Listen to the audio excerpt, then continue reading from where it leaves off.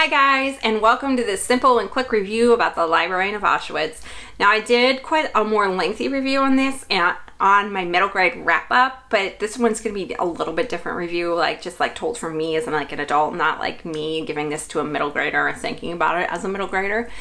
So this one is a slightly different review, but the Librarian of Auschwitz is written by Antonio Iturbe, I can't say his name, Iturbe, and he is an Italian journalist. So this is a translated novel. This book has been talked about, I think, a lot here on YouTube, and it's got a beautiful cover, and it is about a story about a girl named Dita. And Dita is a real woman who was a librarian at Auschwitz. So it starts out in the very beginning of the book about her getting from Freddie these 8 books and him asking her to risk her life to hide these 8 books and be the librarian. So she has to take them from a cubbyhole, hide them in her dress somehow away from the SS guards, and get them to the school, which is in Block 31, which is the family and children's block of Auschwitz. You hear a lot about some more famous people from Auschwitz. You hear about Rudy, and you hear about the head guy of Auschwitz a little bit. And Rudy is the registrar, and he is one of the few people that ever escaped Auschwitz. And you also hear about Freddie Hirsch. He's the one who's the coordinator of the children's block. And the story goes back and forth a little bit. So it starts off in Auschwitz, but it does go back in her timeline where she started in the ghettos. So she started in the Terezin camp. And then it also goes afterwards when she leaves and is shipped out of Auschwitz at the 6-month mark.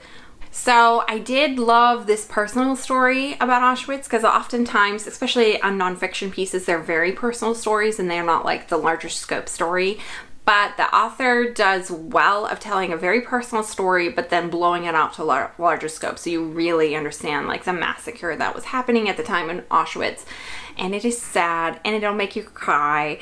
And I also love, the author does do a lot of postscripts at the end, and I love these pieces just as much as I loved the main book about his interviews and him getting to know some of these people. I really love those, and also just the historical facts he researched are also given. I love those as well, so I love the postscript as well. Definitely read the postscript if you're going to read this book and invest your time in it. So there were a few tiny little critiques on this book, and I think it is because it was translated. So in the translation, I'm not sure if this is translation or not. So in the book, he does a phenomenal job at writing. He's a journalist, so he's a concise writer, which I absolutely love and adore concise writers. And he does a really good job writing, and his inner monologues are so good. But the actual monologues between characters sometimes felt a little bit off, and I thought that's off. And then when I looked back at other people's, once I was done reading it, reviews, a lot of people mentioned that the conversation between characters was a little bit off and felt a little bit inauthentic. And I don't know if that's because of translation or what. As well as in the beginning, because I was listening to this on audiobook, which I highly suggest. I absolutely loved the audiobook. And it was a little bit weird starting out in Auschwitz and then going back to the Terezin. It wasn't a very smooth transition. And I don't know if that was because of the translation, that it didn't turn out smooth, and it is smoother once read in Italian, but it is a little weird. But at the same time, you don't get lost, you don't get jumbled, you don't get bored with the story. It is very still very highly interesting, and it's not confusing at all. You understand it completely. It adds to the characters. It just feels a little bit off. It's not the smoothest transitions I've ever read. And then as well, obviously a large part of the story has to be fictional pieces because some of these people aren't living anymore, and he is writing a fictional piece.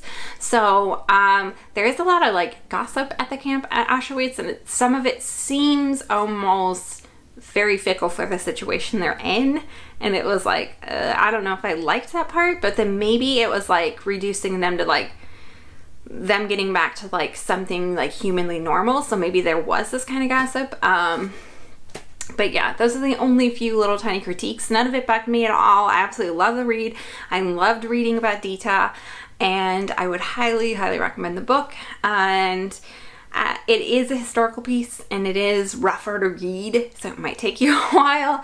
It is a longer piece than I've read some other pieces that are shorter. It's longer the book piece was longer about the Holocaust. But I absolutely loved it, and yeah, he did a really good job with it. And I'll see you guys in the next book review. Bye!